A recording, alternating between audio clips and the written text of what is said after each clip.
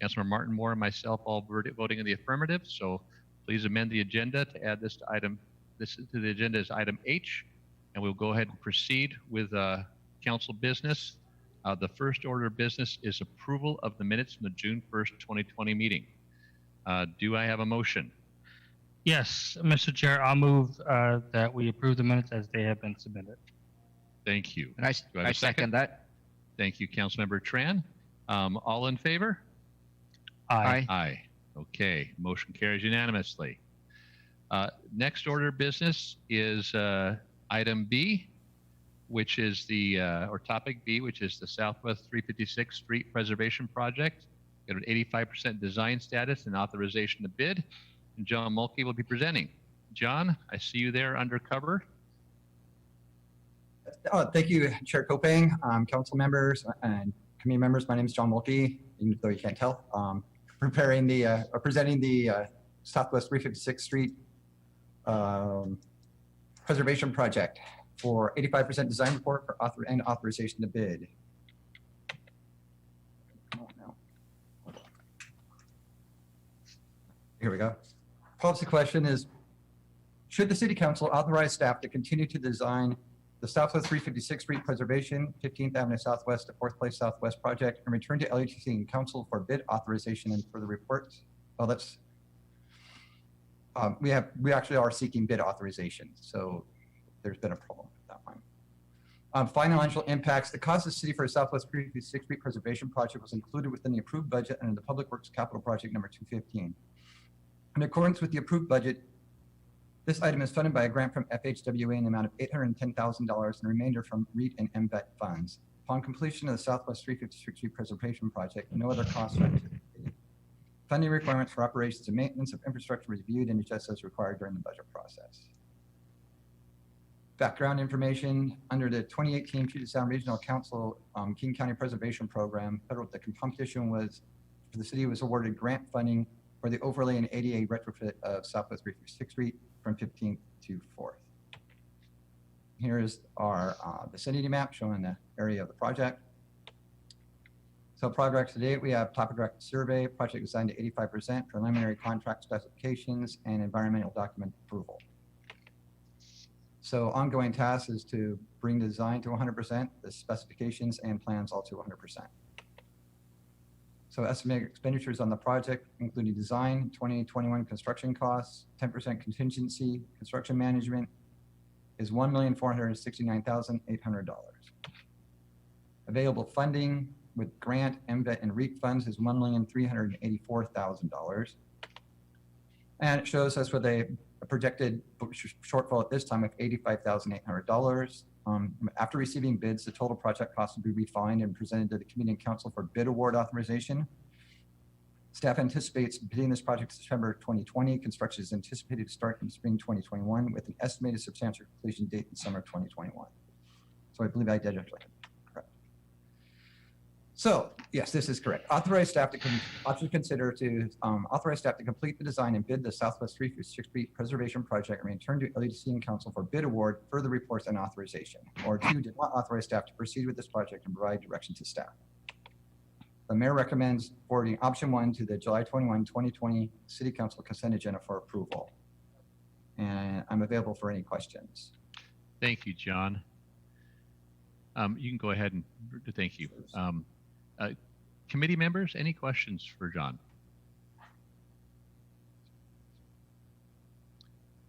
Okay, hearing none.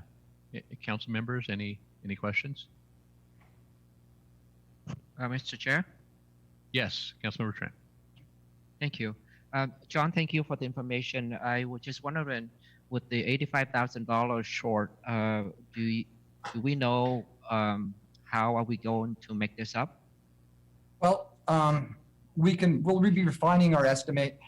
There's some work that might be able to be, say, sidewalks or something like that we could eliminate out of the project to get our costs down. But right now, if we're basically we're close enough with that 84,000 that we're going to be close at an add. So I think we can, with a contingency, I think we're going to be okay with that number.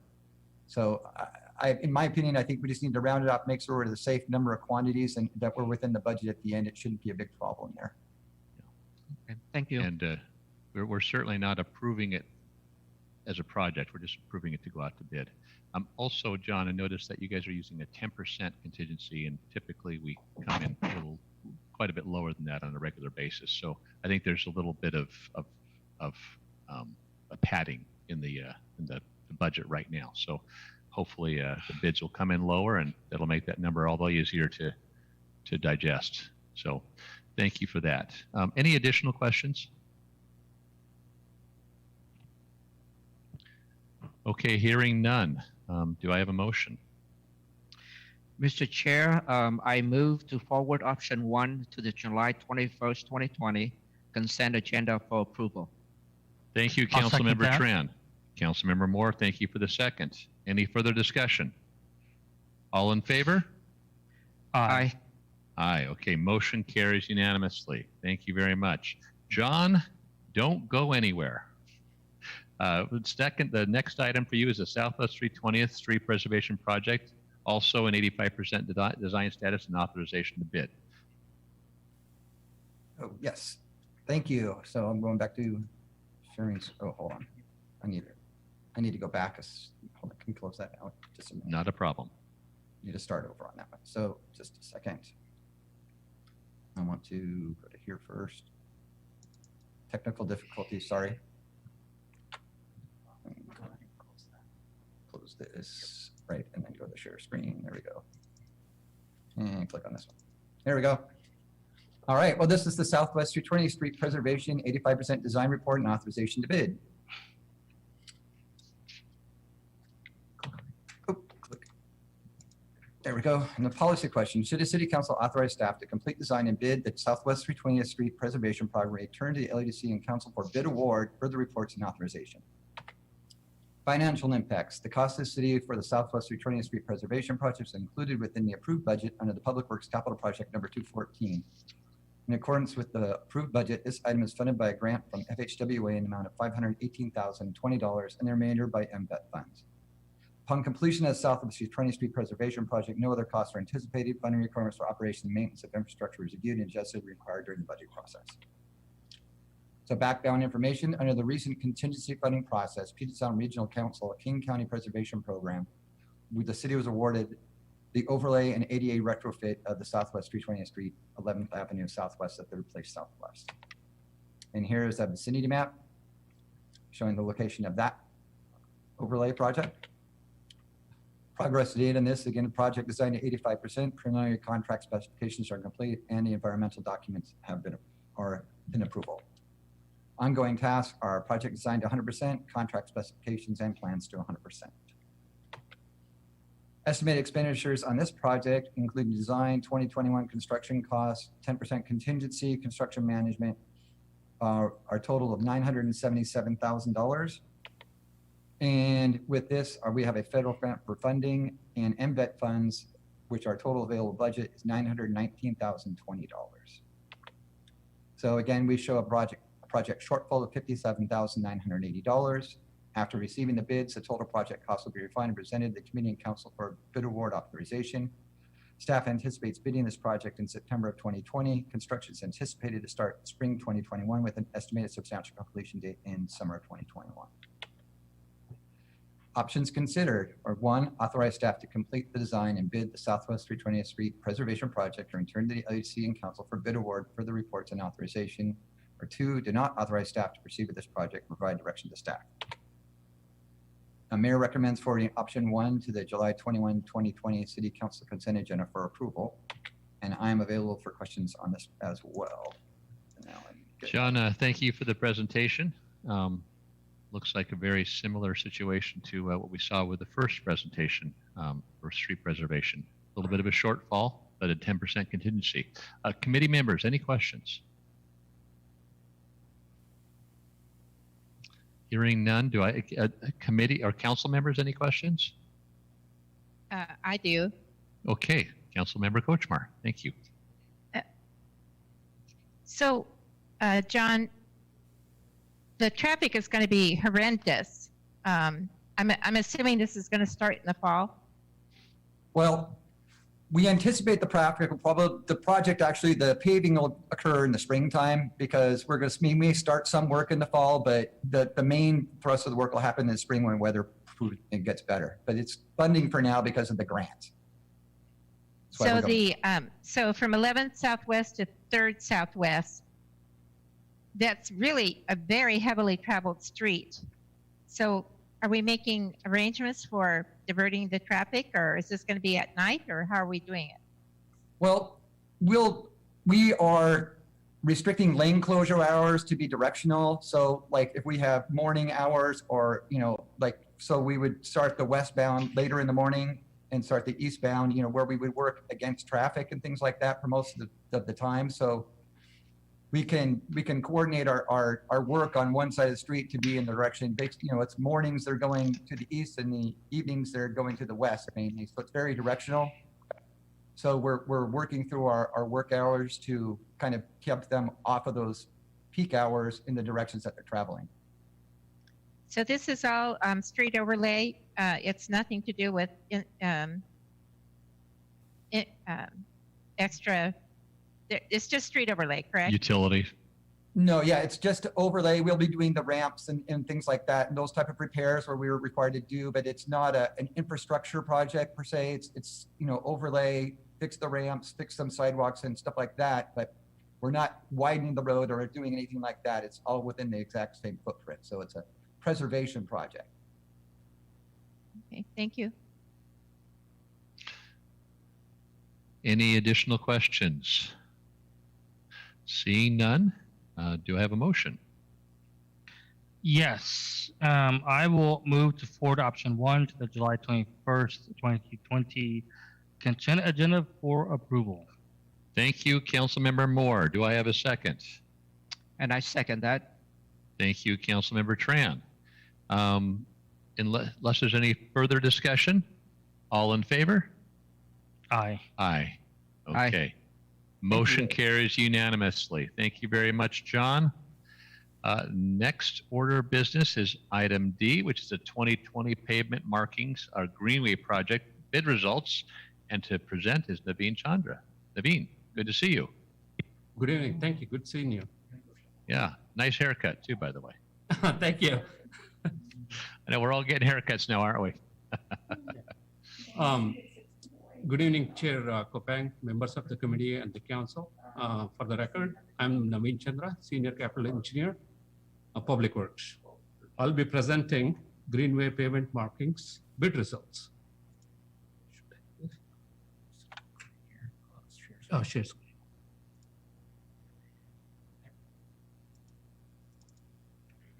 So Greenway pavement markings phase 1 2020 project bid results.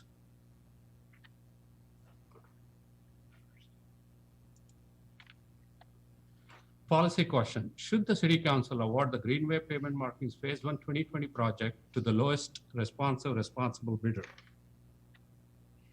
Background information: one quote was received and reviewed on June 25th, 2020 for the Greenway pavement markings phase 1 2020 project. Staff recommends awarding the project to the lowest responsible bidder, Apply A Line LLC, with a total quote of $107,930. Available funding. The available budget for the Greenway pavement markings phase 1 2020 project is as follows. That would be the capital project number 220 funds in the amount of $320,000. Estimated expenditures. Greenway pavement markings phase 1 construction, this bid results, that's $107,930. 10% construction contingency of $10,793. Greenway pavement markings phase 1 construction management for the city staff $25,000. Design to date $46,277. Sign fabrication for all phases $40,000. Signs installation for all phases $70,000. Sign installation construction management for the city staff in the amount of $20,000 for the total project cost of $320,000. Options considered: award the Greenway pavement markings phase 1 2020 project to Apply a Line LLC, the lowest responsible bidder, in the amount of $107,930 and approve a 10% contingency of $10,793 and staff cost of $25,000 and authorize the mayor to execute the contract. Reject the bid. Option 2, reject the bid for the Greenway Pavement Markings Phase 1 2020 project and direct the staff to rebid the project and return to the committee for further action. Mayor's recommendation. The mayor recommends forwarding option 1 to the July 21, 2020 City Council consent agenda for approval. I'll be happy to answer any questions. Naveen, thank you for the presentation. Committee members, any questions?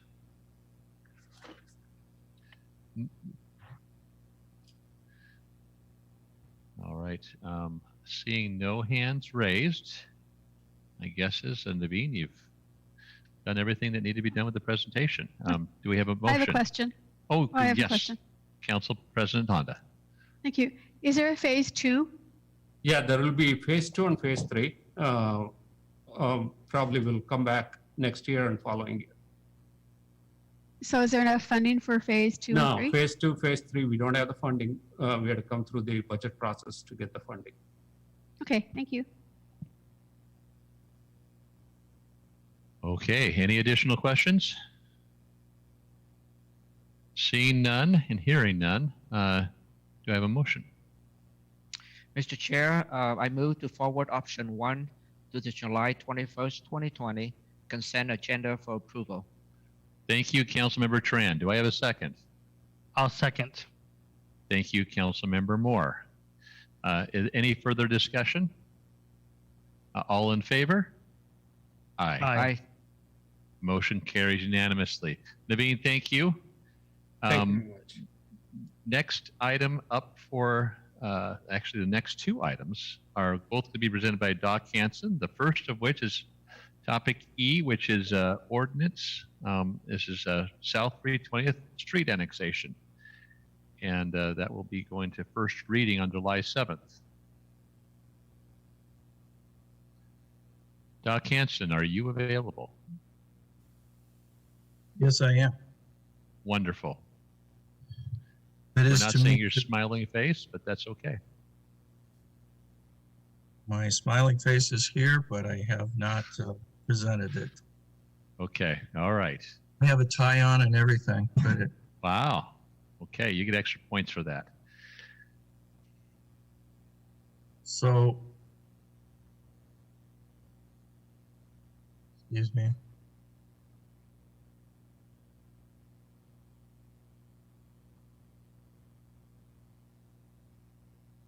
Stand by 1 second. I'm gonna promote Doc. He's joined to the meeting twice, so stand by. Oh.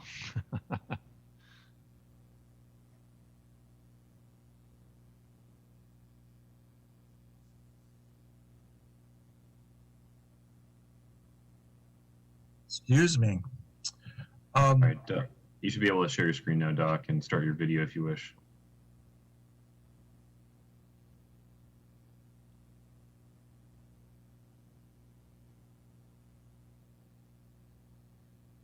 I had to share screen. You cannot see the screen now. Not yet.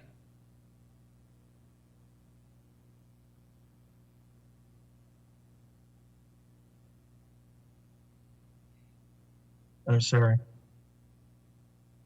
I had the share screen on. Did you press share again, second time? Because when you press share, the window pops up and then you press share again to confirm it.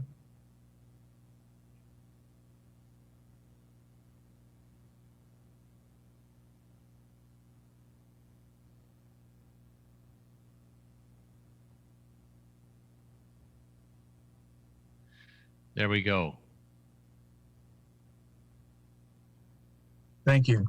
Sorry for all of that. Not a problem. We have become a lot more understanding of technical difficulties that come up. I think all of us have been subject to them at one point or another. So anyway, Doc, thank you for the presentation. We'll look forward to hearing from you. Members of LUTC, this is an ordinance for annexation. This has come before you about 4 times. This is the final one. There is an ordinance for examination or for annexation, and I'll provide a background. September 26th, the city received a notice of intent to annex. That was from this owner in this particular parcel. Total, what he was proposing was the total annexation of this 56 acres. Excuse me, the 21.4 acres. This is a more detailed site of the annexation. It shows all of 32nd. It shows adjacent to 320th and the parcel A and all of the 7 parcels. It's located, this is an approximate location on the screen, next to I-5, 320th and 32nd at this point. The applicant submitted the 60% petition on December 20th, which came to you in a public hearing on March 17th through a resolution, and it was sent to the BRB for review. The BRB held a meeting on the annexation, and it approved it on June 1st. That was the 45-day review period that was necessary for them to complete their annexation review, and also to allow for any appeals to the public hearing or to the annexation. And if there was an appeal, there would have been a public hearing necessary, but no appeals were made and no public hearing was necessary. With this adoption of the ordinance, it will be complete with the filing with the BRB and with King County. So your options are to approve the ordinance for annexation. We've already approved through resolution the annexation, or deny the ordinance for annexation. Mayor recommends that the ordinance be approved. And with that, I'll answer any questions. Doc, thank you for the presentation. Committee members, any questions? Yeah. Councilmember Moore. Hey, Doc, can you just help me understand exactly where this is? I'm having a hard time identifying where this is. I mean, yeah. It's 320th and I-5. It's right next to the northbound entrance. Oh, okay. And for point of clarification, there is a house there. Is that right? That's correct. There's actually two of them there. Okay. Okay. Good. Yeah. Okay. And power Just wanted to lines. get some better. And power lines. Okay. Just wanted to get clarification. I appreciate that. Chair. All right. Yes. Just as a point of information for the committee, it was brought to my attention earlier today just to point out that this is slated to go directly to council tomorrow night as opposed to consent. Okay, so I just wanted to make sure everybody caught that on the agenda. I was asked to make sure that the council members were aware of that. Thank you. All right. Council President Honda. Thank you. Mr. Hampson, it's being annexed so that a company can use it for a purpose. Is it zoned for the purpose that they are wanting it annexed? Yes. Or do we have to go? It is? It is. Thank you. Okay. It is already zoned to BC, or it was indicated within the comprehensive plan that it is zoned BC, and that if annexation was to occur, that it would come in as a BC. If it was zoned another zone, then it would be necessary to go through a rezone or have that action at the time of the annexation.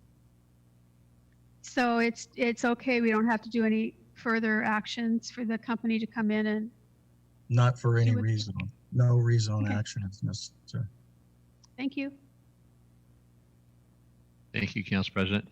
Councilmember Kochmar, you did have your hand raised. Have you? You still need to ask a question? Councilmember Honda asked the question I was going to Oh, ask. very good. Okay. So does that 21 acres, is that the entire acreage that the business is going to occupy, or is the business only going to occupy part of that area? excuse me, I got a frog in my throat. It will occupy, they will own all of the property as they have intended or they've indicated to us. There are some issues on the property itself, but they will own the entire piece of property if they decide to go forward with what they proposed to us. There are some critical areas issues, but it will be. Thank you. Thank you. Thank you, Doc. Do I have any additional questions from either committee or council members? Hearing and seeing none, do I have a motion? Yes. Mr. Chair, I move to forward the proposed ordinance to the first reading on July 7th, 2020. Thank you, Councilmember Moore. Do I have a second? I second that. Thank you, Councilmember Tran. Point of clarification, is it not the second? Is that the first reading or the second reading? It'll be the first reading Okay. on the 7th. The second reading will be on the 21st. Thank you. Yep. Thank you, Rebecca. Glad you made that clear for the notes, or for the minutes, I should say. At this point, is there any further discussion? Hearing and seeing none, all in favor?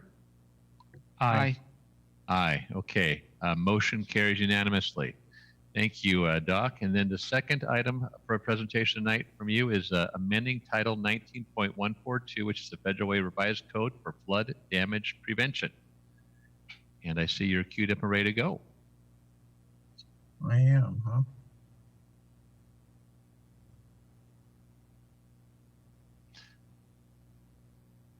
This is a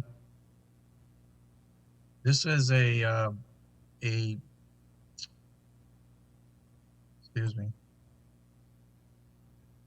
In February, the Department of Energy and the Federal Emergency Management Agency, or FEMA, got together in Olympia and made a determination or an agreement on a new ordinance that would be provided or adopted by all jurisdictions that wish to continue to carry flood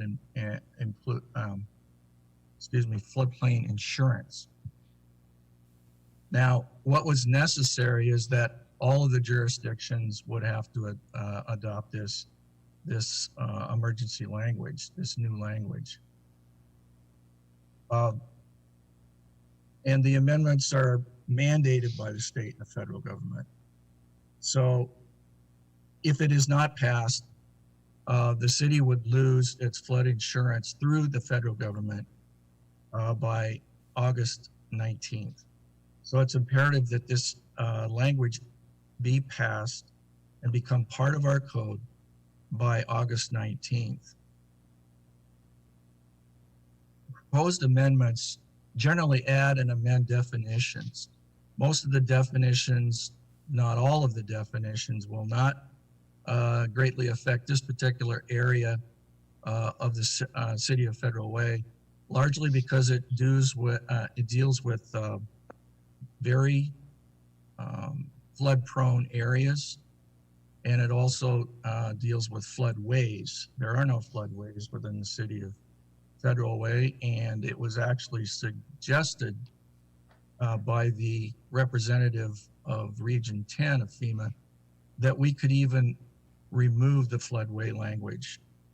I indicated that I did not think that that was necessary, simply because we didn't want the federal government to think that we were taking something out that was mandated someplace else.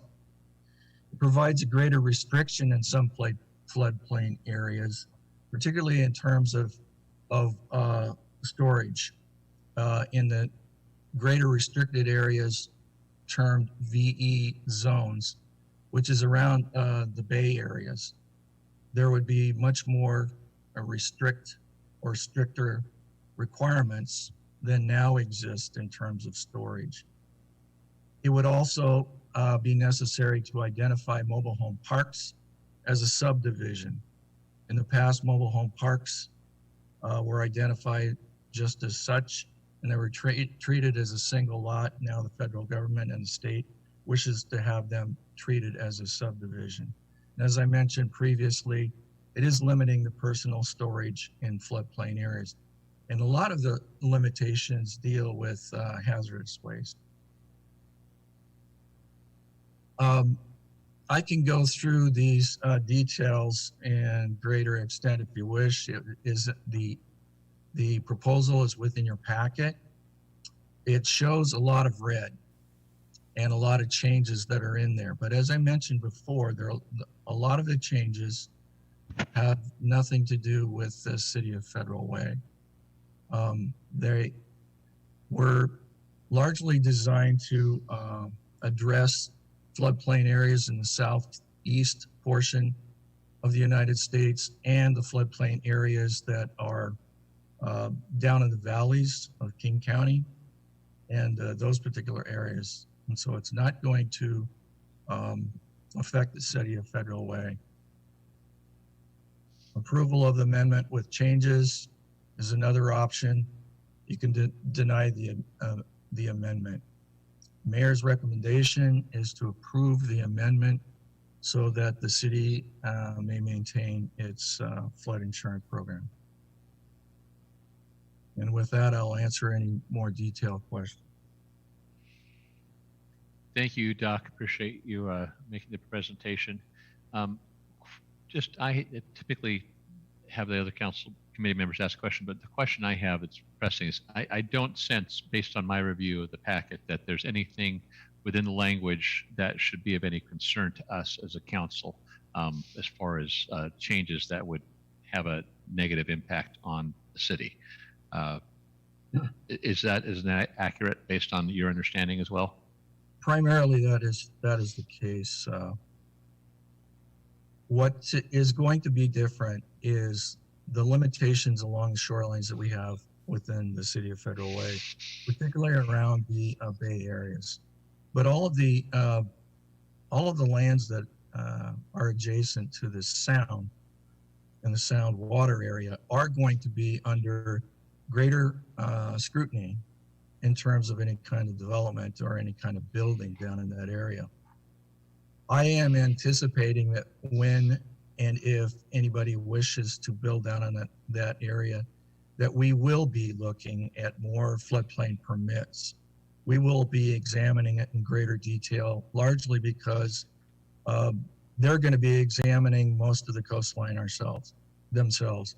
So it's really not going to impact the City of Federal Way unless there is actual building on the shoreline area, and if it's within this quote unquote VE zone, which is that specific area around the bays.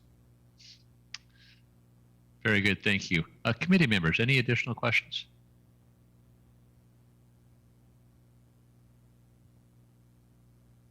Hearing none and seeing none, do I have a motion? Mr. Chair, I move to forward the proposed ordinance to first reading on July 21st, 2020, council meeting. Thank I will you, second Council Member Tran, and Councilmember Moore has seconded. Thank you, Councilmember Moore. Any further discussion? All in favor? Aye. Aye. Motion carries unanimously. Thank you. All right, Desiree Winkler, you are up next, and item G is the first order of business, and that's the ordinance and its extension of the interim zoning regulations.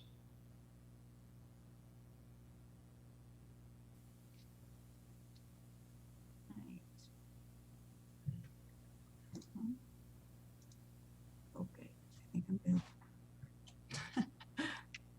Good evening, Chair Copang, committee members, council president, council members.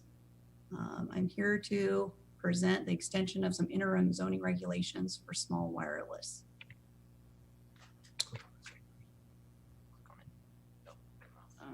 Just a second. Now I got it. Policy question. Should council extend the interim small wireless zoning regulations and development guidelines enacted by ordinance number 19-862 for a 6-month period after conducting a public hearing in order to complete review of new federal rules.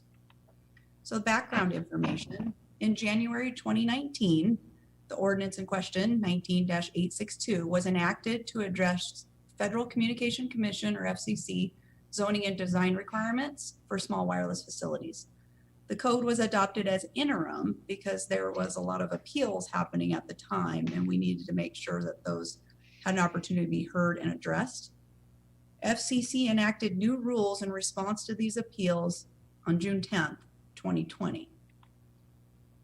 So our current interim zoning, which goes every 6 months, expires July 9th, 2020. Staff recommends extension of the interim zoning to give us some time to review and incorporate the newly adopted rules. And as a reminder, small cells or small wireless are something new that is getting ready to be implemented. In contrast to the macro towers that you see, small cells are generally spaced every 500 to 700 feet to provide more density for wireless, and they're at about streetlight pole height, as you can see there. So the options considered are to adopt the proposed ordinance, or option 2, do not adopt the proposed ordinance and provide direction to staff. And the mayor recommends adoption of the proposed ordinance, and I'm happy to answer any questions. Desiree, thank you for the presentation. Committee members, any questions?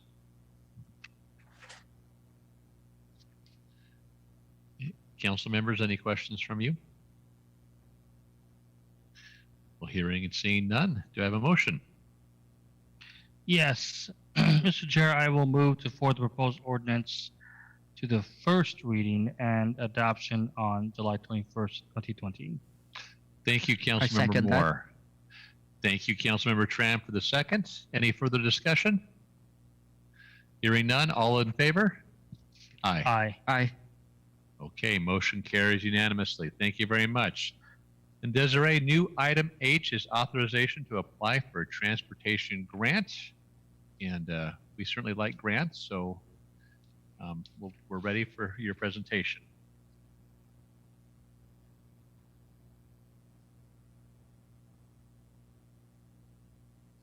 All right, so the policy question is, should City Council authorize staff to submit the proposed grant application, it's just one actually, for transportation project? So you've seen this one before, actually last month, but it was for a different grant that is the bike and pedestrian grant. So it's on 288th. This actually extends the limits from Pacific Highway to 34th Avenue, and it implements, again, a road diet where we would take the existing 4-lane section, reduce it to 1 travel lane each direction, add a 2-way center turn lane, and then have enough width to add bicycle lanes on both sides. Some additional improvements would be curb ramp upgrades as well as mid-block crossings. And the grant that we're asking to apply for in this case is the Transportation Improvement Board, and they have more funding and generally give larger awards, which is why we extended the project's limits on this particular grant application. So again, this would be for a Transportation Improvement Board grant. The total cost is estimated to be $2.5 million, with possible grant funds at $1.7 million and an estimated city match at $800,000. The match is proposed to come from capital funds that between 2021 and 2023, because the project will take multiple years to implement between design and construction. And we typically have 1.6 million to 2 million annually from motor vehicle excise tax, real estate excise tax, and traffic impact fees. So the options considered are to authorize staff to submit the proposed grant applications for this transportation project, or do not authorize staff to submit the proposed grant and provide direction to staff. The mayor recommends to submit the proposed grant application, and I'm happy to answer any questions. Desiree, thank you for the presentation. It certainly is familiar. Committee members, any questions? Hearing none, council members, any questions? Well, hearing and seeing none, I will go ahead and make the motion. I move to forward option 1 to the July 21st, 2020 consent agenda for approval. I'll second that. Councilmember Moore, you beat Councilmember Tran, but it's almost a tie. Thank you for that. And any further discussion? Hearing none, all in favor? Aye. Aye. Aye. Okay, motion carries unanimously. Okay, now we are on to item I, which was previously 8, which is the ordinance relating to the vacation of right-of-ways. And Director Walsh, EJ, you will be presenting that, so we are ready for you. I will. So hopefully you can see my screen. We can. Good. So tonight I'm here to talk about the vacation of public right-of-ways and specifically revisions to code. So to be clear, we are not talking about vacating a specific right-of-way tonight, but we're talking about the process that the city uses to do right-of-way vacations. So a little bit of, well, I guess the policy question is, should the city council approve the ordinance to modify and add new sections to Federal Way Revised Code related to vacation of right-of-ways? A little bit of background information for you is about 1.5 years ago, we wrapped up the last right-of-way vacation request from a resident, which was down along Dash Point Road, kind of near Dumas Bay. And after that, the Public Works Department was asked by the council to look at the process that we use and try and effectively improve it, develop a little more clear pathway for it. So a little bit of background for you, and I'll move through this, and I'm happy to answer whatever questions council members have. But a little bit of background before we get into this is right-of-way vacations operate a little bit differently under the Revised Code of Washington than pretty much anything else the city handles. They're one of the very few, this and basically the budget, that the city council cannot delegate.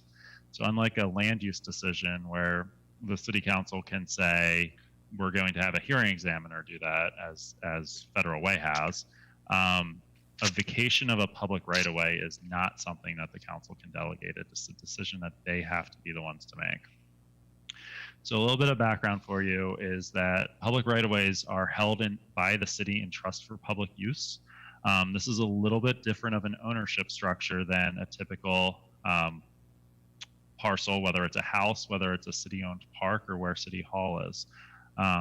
Using the example of City Hall, we own that property as a fee simple deed, similar to how most people own a house.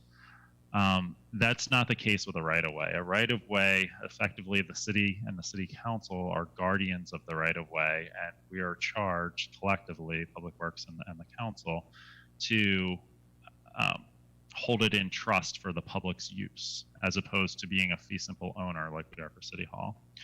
So under state law, relinquishing a right-of-way restricts public movement, and it's considered by state law as a significant act.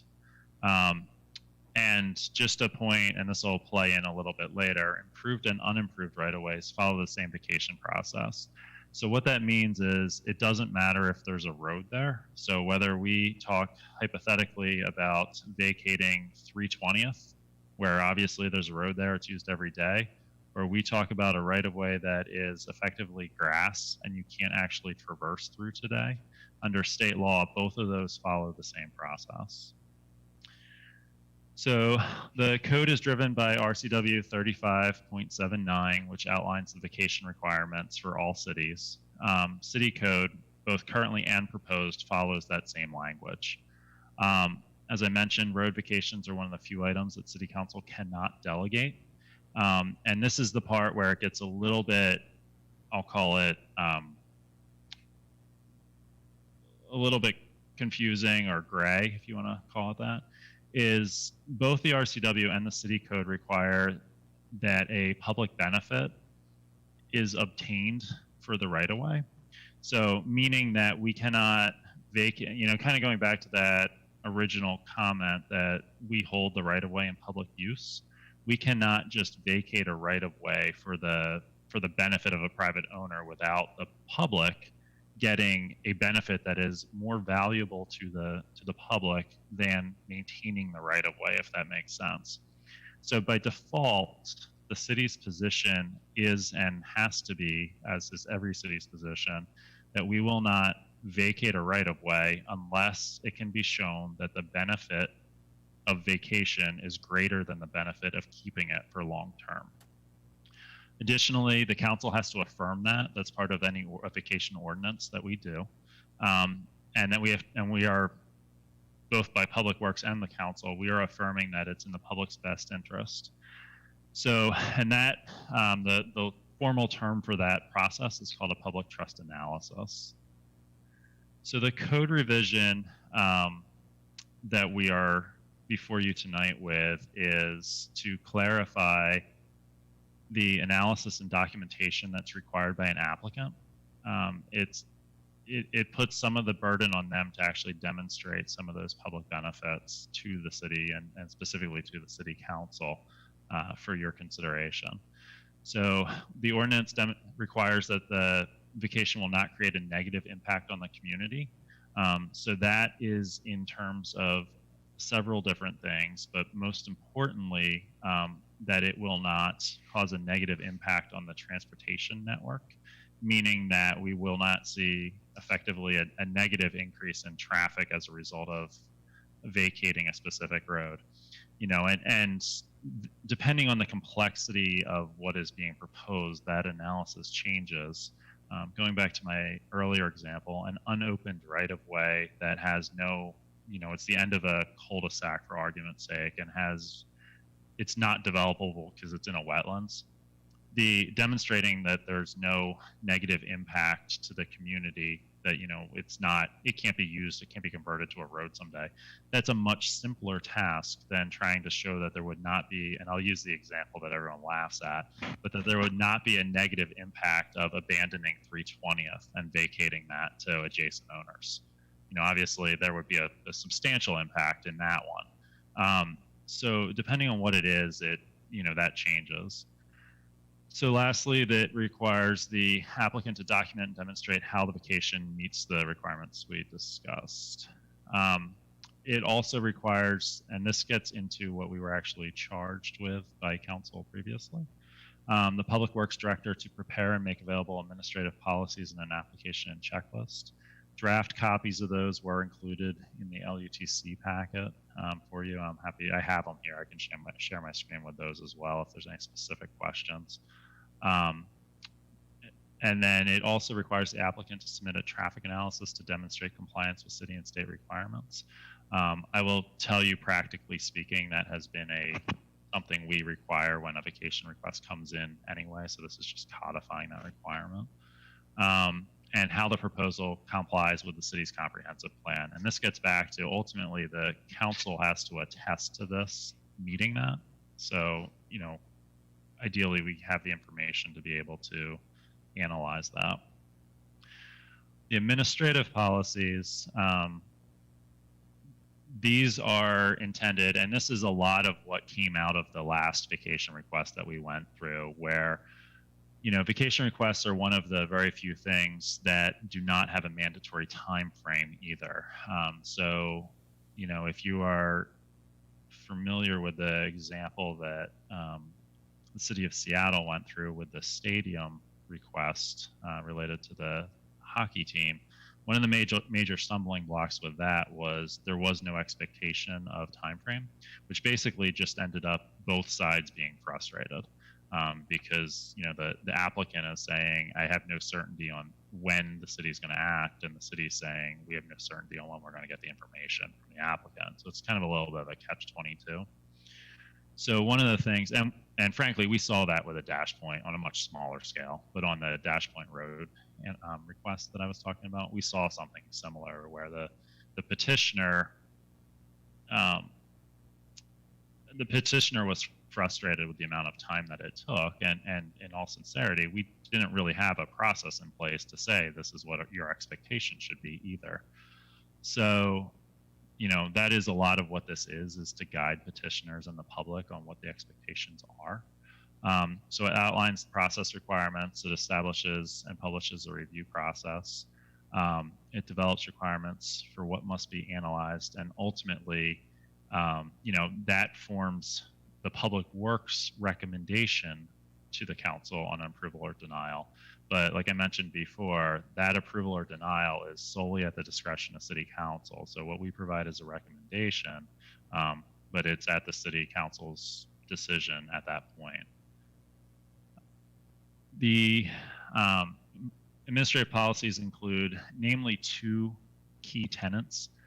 One is a public trust doctrine, and that is kind of the first thing that we covered, you know, in the analysis that goes with it. And then the second thing is the public benefit requirements, which is that documentation to show that basically the public is getting more good by vacating the road than they are by maintaining it.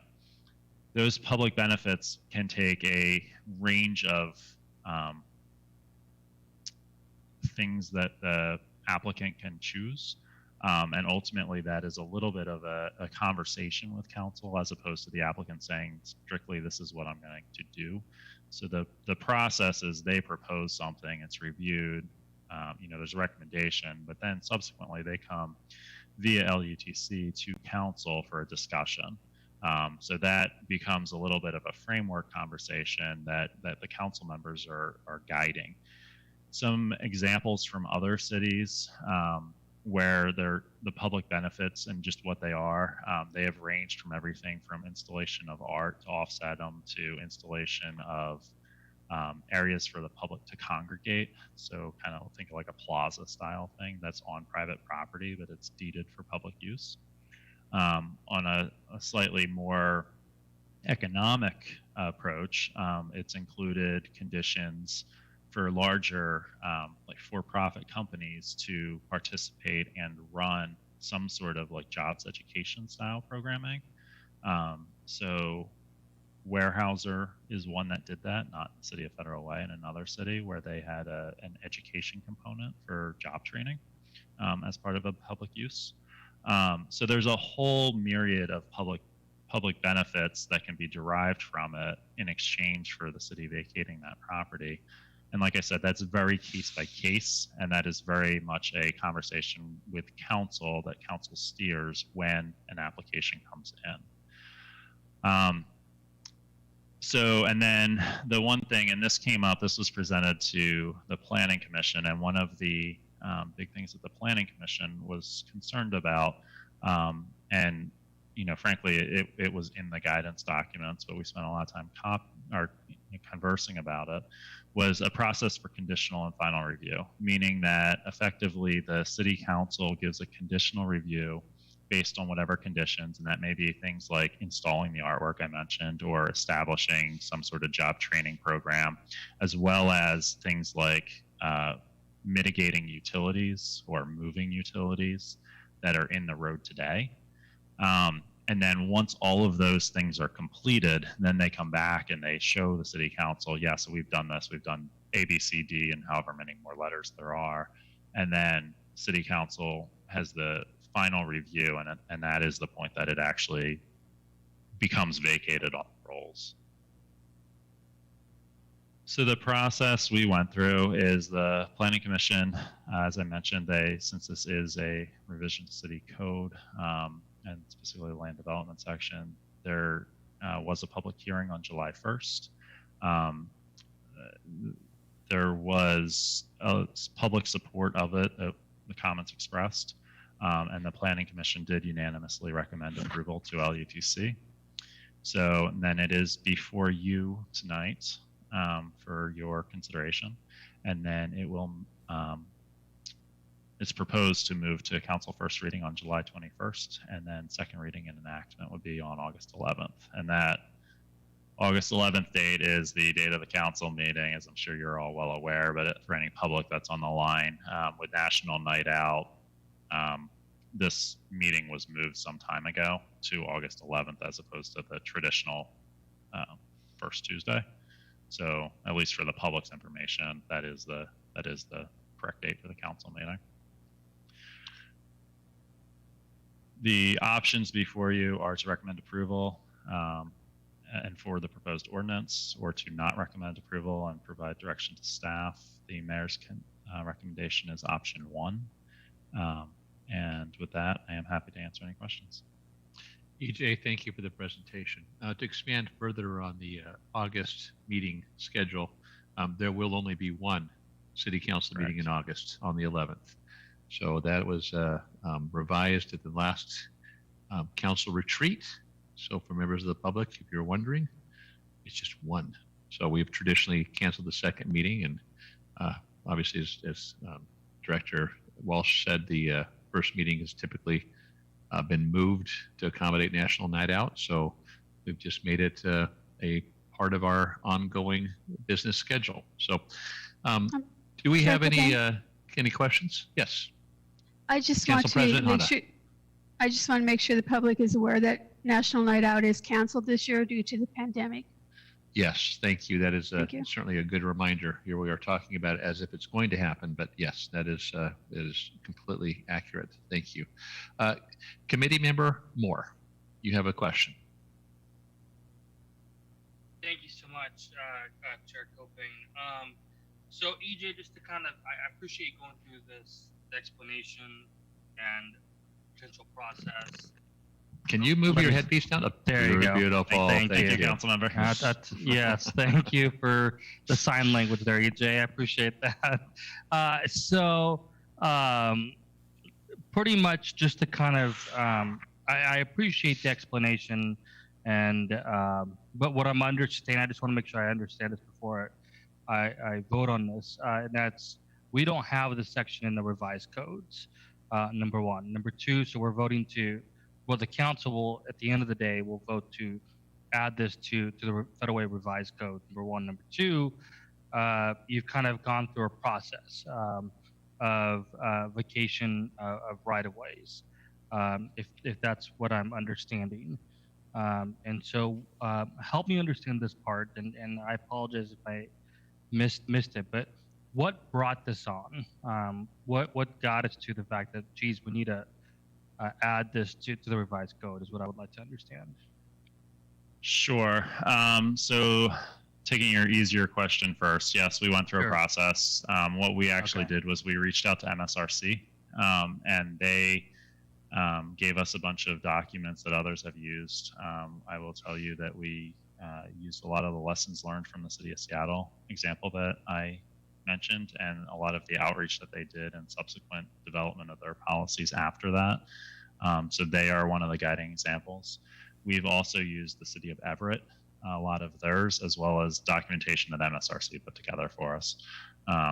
So that is where a lot of this process has come from. You know, I'm certainly game to talk to other cities and use their wheels as opposed to trying to reinvent our own. So where this, and your second easier question, so we do have a process in city code as it exists today to vacate right away, which basically says make a petition in accordance with state law and present it to city council. And it's got a couple more words in it, but that's pretty much what it says. There's no guidance for petitioners as to what that looks like. And there's no guidance of expectations for the city either. So, you know, and the big thing that comes through is, like, unless you deal with us fairly frequently, and to be honest, we do have some very good land use attorneys that work with the city on behalf of applicants that do understand this process. This document's not for them. What we have is where we run into trouble is like the example that I said with Dash Point Road. So that's a petitioner that came to the city initially, probably closer to like 6 years ago, that in 2012, they built a house, and they built their house half on their lot, half in the right of way. And his answer was the city should just give him the right of way, and then his house won't be in the right of way anymore. And, it was a long, drawn out, painful process for both sides. And ultimately, the city told him no.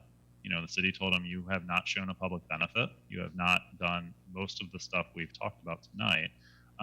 We cannot, as a city, attest that this is in the public's best interest, which we're required to do under state law to be able to vacate this right of way. So after that played out, the let's call it the outcome of it outside of that specific item was the direction from the council to Marwan and myself was to don't let that happen again. Get something in place that everybody can understand, that we can use as a guidance document, that we can share with the public. This will be made publicly available, that sets expectations on and explains it. If you want to request a right-of-way, this is what you have to do.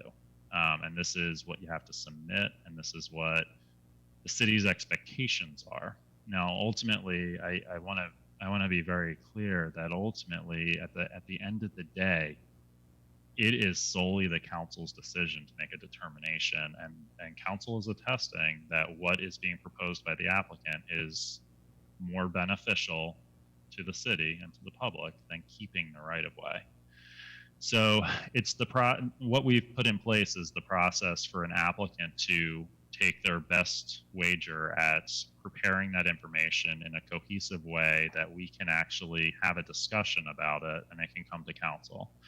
Ultimately, where the council decision lands is a case-by-case basis, and will be handled that way. But this provides a pathway, good or bad, for an applicant to actually come to the city with that request. It also covers a lot of the legal things, like how do you do the petition and how do you, because unlike a ballot petition, you can't just go down and collect a bunch of signatures. So the signatures have to be notarized, and there's certain things that have to be on the document. So there's a lot of steps like that, it basically saves all of us a stumbling block where, there's frustration on both, the part of the city and the applicant, because the applicant, not the city, comes in, hands us a piece of paper and says, 10 of the neighbors are in favor of this, just vacate it. And we have to turn around and go, yeah, okay, you can't use a random piece of paper these all have to be notarized. If you've got 2 people on the deed, 2 people have to be on the, that counts as one property when both of them sign. So if you have a property where only one of the 2 owners signed, it's not acceptable.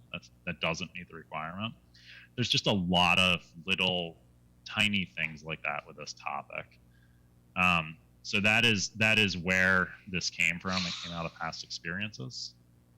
So I don't know if that answers your question. No, it does, and I appreciate that story. I think that always helps provide clarity in the why and the how. So I appreciate that, EJ, and I'm glad that we've clarified the steps and making it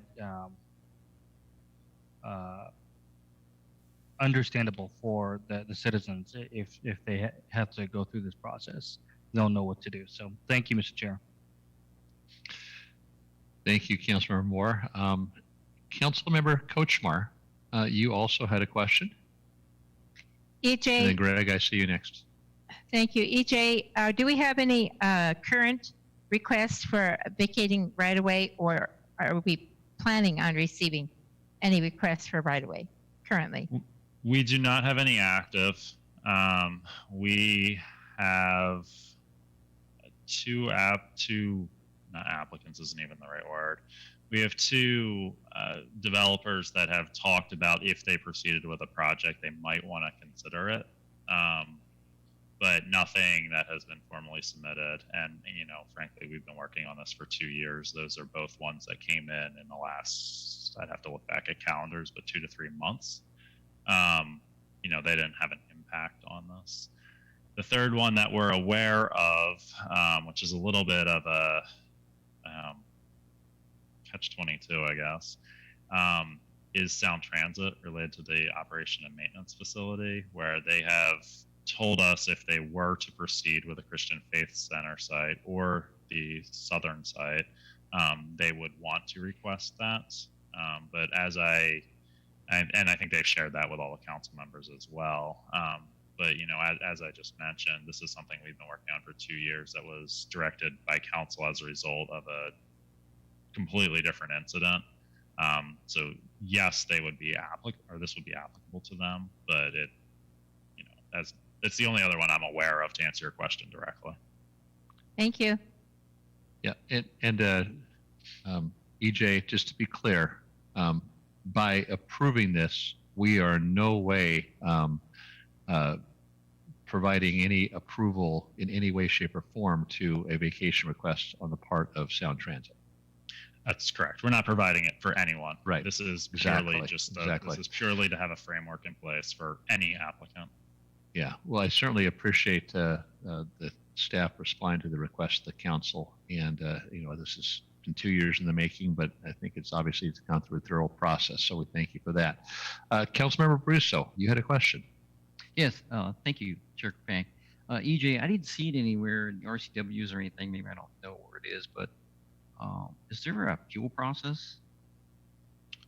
Say that again. I'm sorry, I missed the last part of it. Is there a appeal process for this decision? If there is decisions are not. made? There is not. So if there is an appeal, it goes to Superior Court, and Superior Court has given deference to the city. Basically,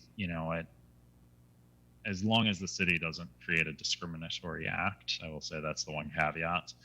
Outside of that, it is the city's responsibility to attest that the public has more of a benefit to vacating the road.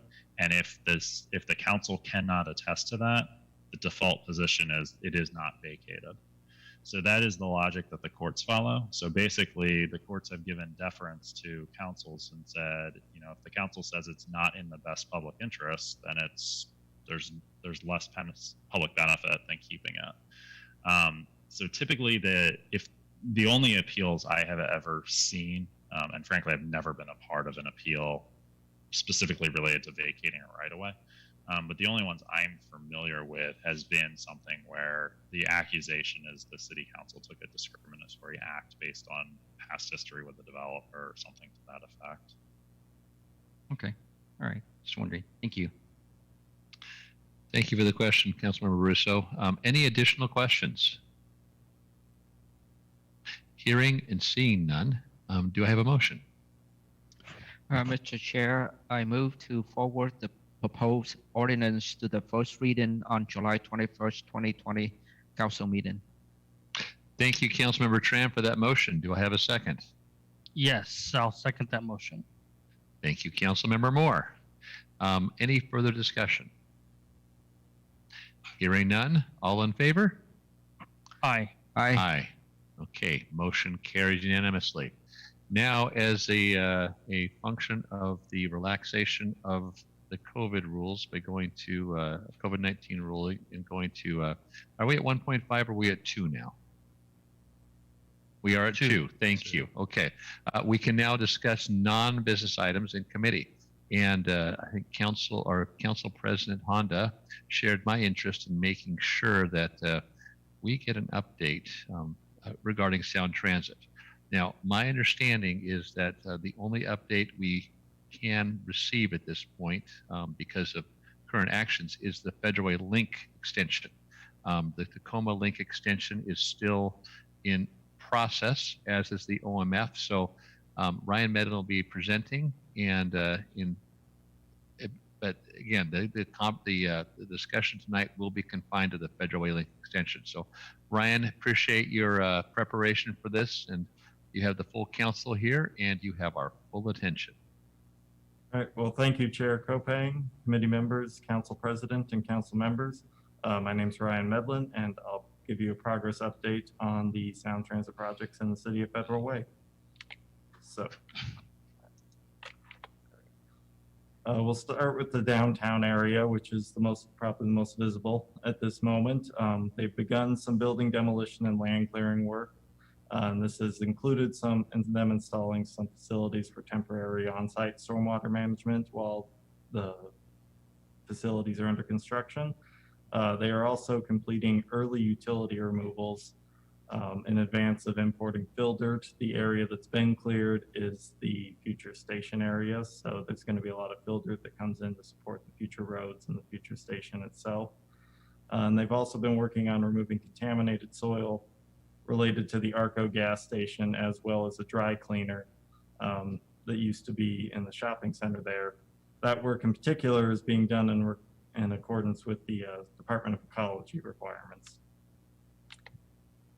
For the rest of the corridor, what that means for Federal Way is essentially starting at 317th, heading north along I-5 to 272nd, near Mark Twain Elementary.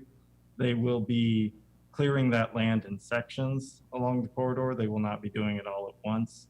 And most of the trees and clearing that we'll see will be in WashDOT-owned land along the I-5 corridor.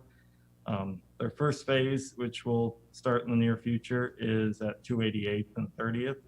And from there, they are currently planning to move north towards 272nd. I would like to note that the neighborhood next to this area was provided a construction notice by Sound Transit, just letting people know that work was about to start in the near future. And they also gave that notice to the Camelot Mobile Home Park property management across the street. So that's Federal Way Link Extension. And while there's not much of an update, I did want to provide a couple dates about the Tacoma Dome Link Extension and Operations Maintenance Facility. Right now, they're just in the preliminary field work phase, so there's not much of an update. But for Tacoma Dome, the draft environmental impact statement is expected late 2021. For OMF South, we expect that draft environmental statement later this year. There will be a public comment period after each of those draft environmental impact statements. And for OMF South, they currently are planning to identify a preferred site location either late this year in the winter, most likely, with final site selection coming second half of next year. So with that, I will take any questions you have at this time. Ryan, thank you for the update. Certainly appreciate it. Committee members, any questions? Councilmember Moore. Thanks. I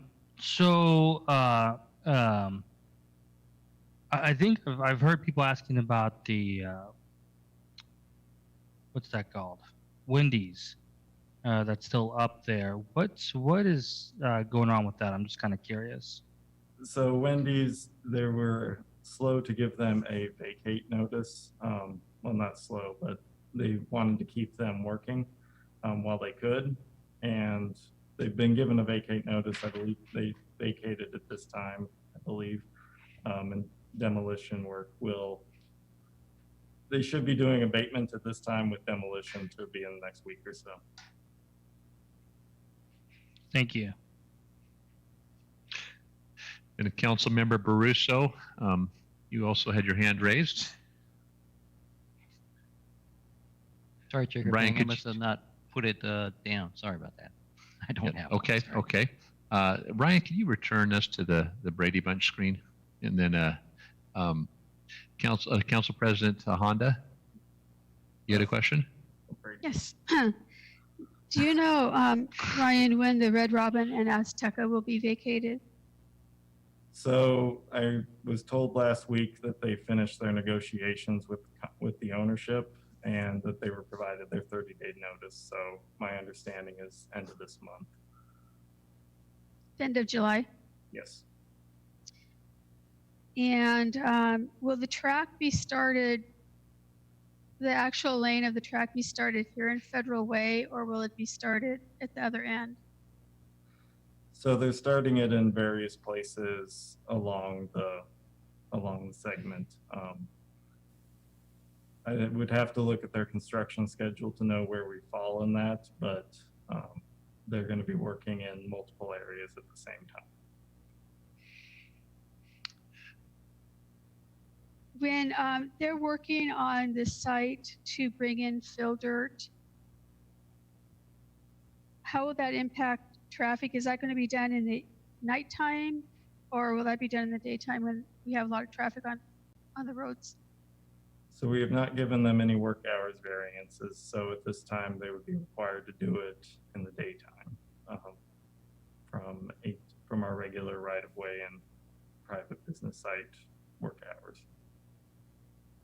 Do you know how that'll impact traffic and how that'll be handled? They'll be required to do traffic control if they're working in the right-of-way or impeding traffic in a way that requires it for safety purposes. I mean, there'll be an increased number of trucks on the road. They'll be entering and then exiting from single points. So they will also be doing it over an extended period of time. So there will be, just as with any construction project, there will be an impact to traffic, but we don't have a way to define it clearly at this time. Okay. The reason, Council, I asked that this be a regular part of this LUTC agenda was we'll have construction here going on for many years, and the public has a lot of questions. They ask us, we don't necessarily have the answers. The public will know that this will be a part of this committee meeting, and they can be watching for the answer for their questions and their answers. And I'm hoping that we all become more in tune with what's going on with Sound Transit over time, because we'll have this ability to ask questions every month. So thank you very much. Yep. Brian, I think one of the points of interest for the council was that we see normalcy return to Federal Way as soon as possible. So anything Sound Transit can do to accelerate the development of the 320th and 24th site would be very helpful. So I think I hope you will continue to encourage them to look at getting that site completed as soon as possible, so we can move on to the next steps in recovering our downtown. So thank you, Ryan. Any additional questions? Hearing none, Ryan, thank you very much. I appreciate it, and I think we'll look forward to hearing from you next month as well.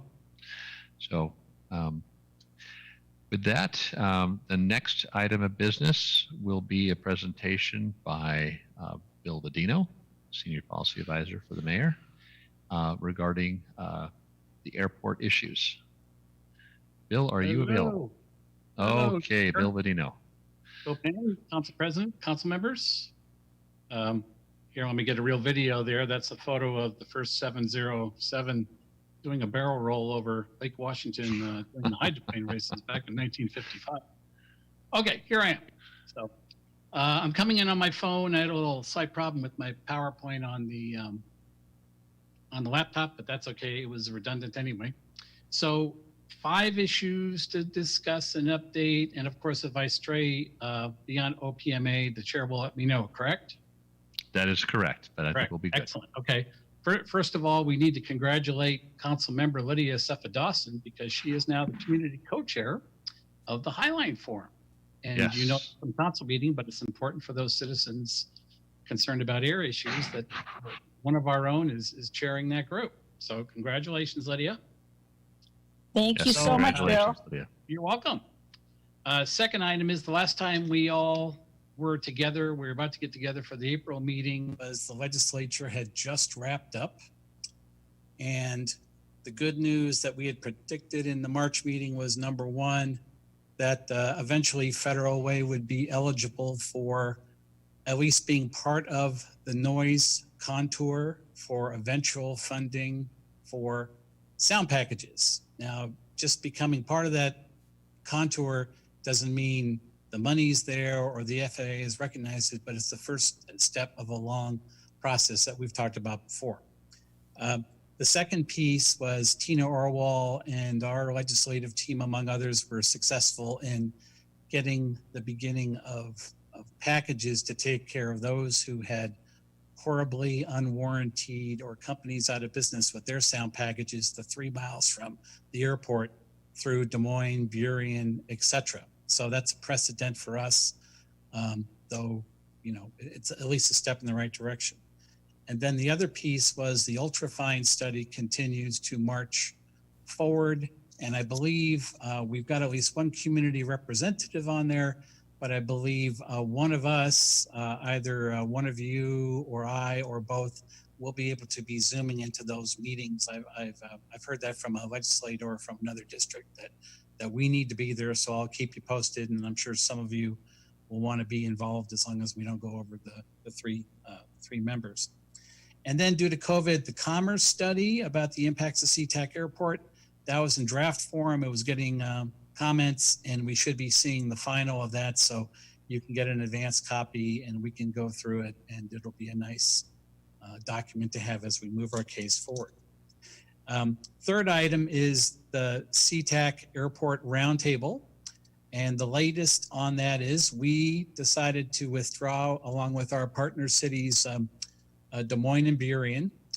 It's going to be discussed Thursday at a study session at Des Moines, and then it will go forward to the council whether they will continue to not be involved or continue, or basically go back. And we're watching that, as you are as a committee in the council, very closely.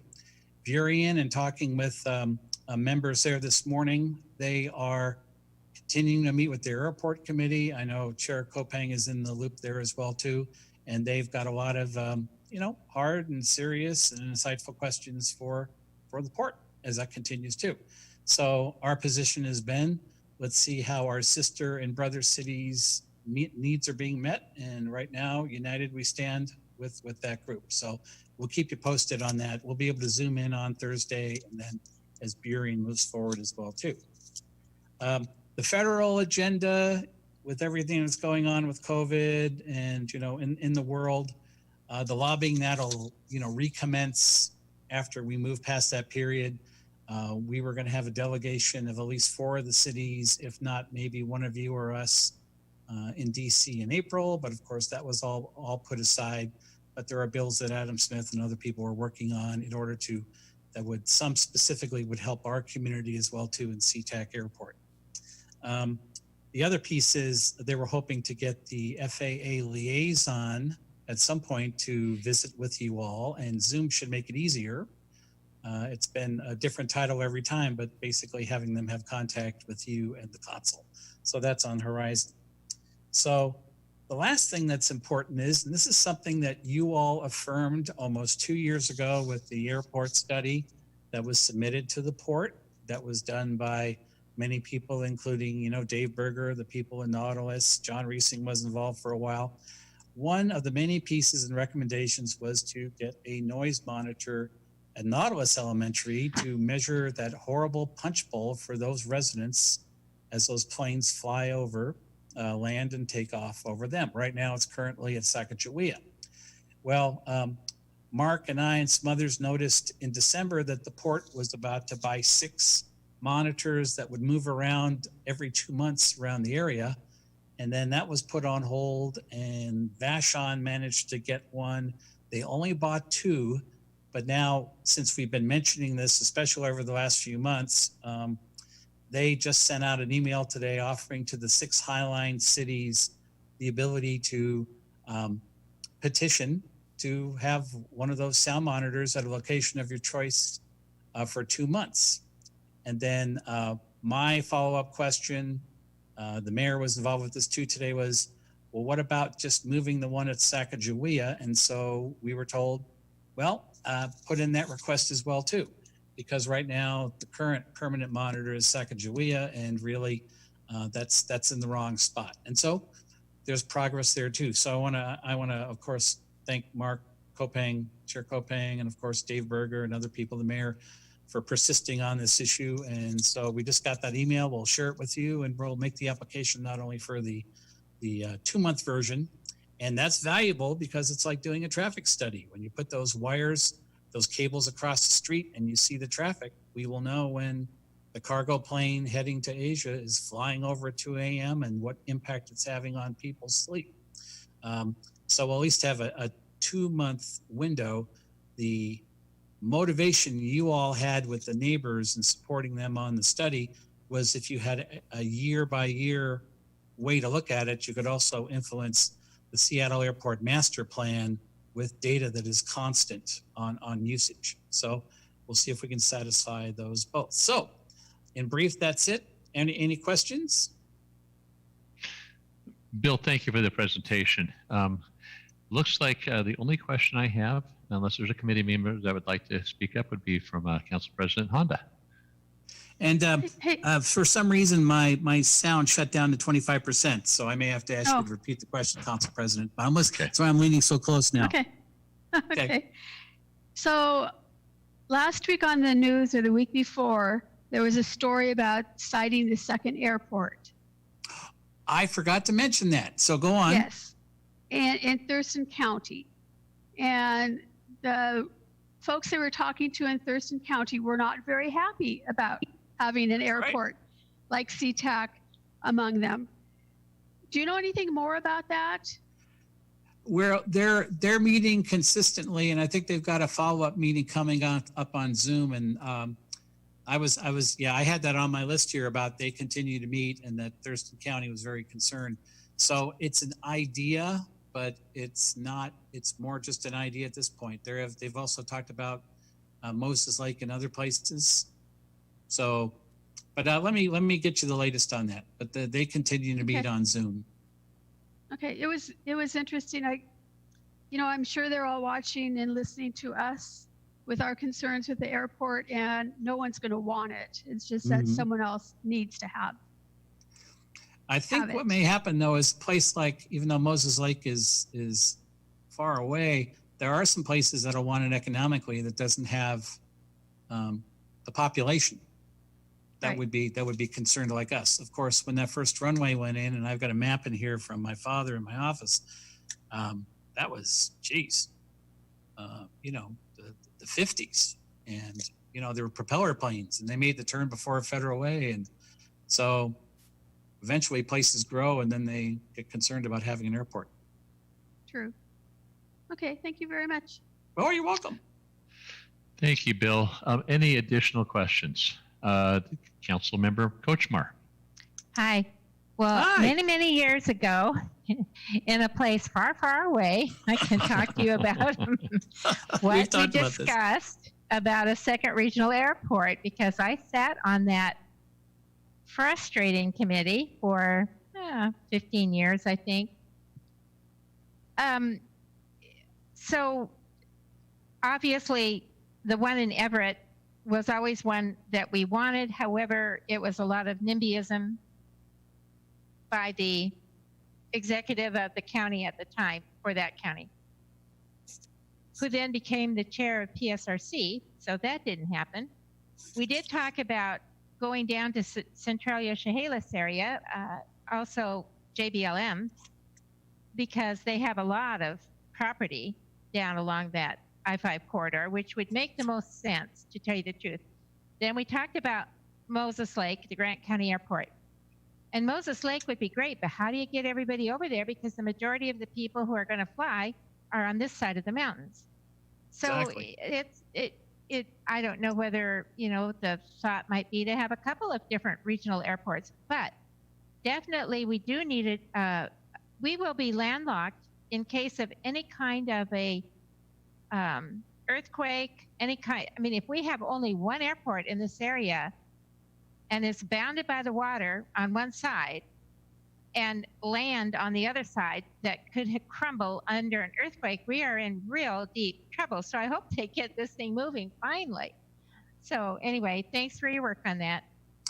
And, I think those committees, I could get you those reports, or, at least minutes as they happen in real time, unless you like the summary every month. So just let me know. I don't want to bury you in paper, but.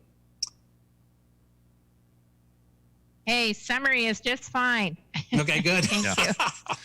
It's very helpful, Bill. Appreciate the presentation. Any additional questions? Council President Honda, did you have another question, or is your hand just still up? Okay. All right. Very good. You are muted, but I can read your lips. So, anyway, okay. Well, then at this point, unless there's anything else for the good of the order, we'll go ahead and conclude this meeting, and the next Land Use and Transportation Committee will be on, let's see here, August 3rd, 5 o'clock right here in Council Chambers. So thank you very much. Thank you. Bye-bye. All right. All right. Take care. All right. Bye. See you all tomorrow. Hey, Councilmember Tran, can you See give y'all me a call? tomorrow. Yes. Okay. Thank you.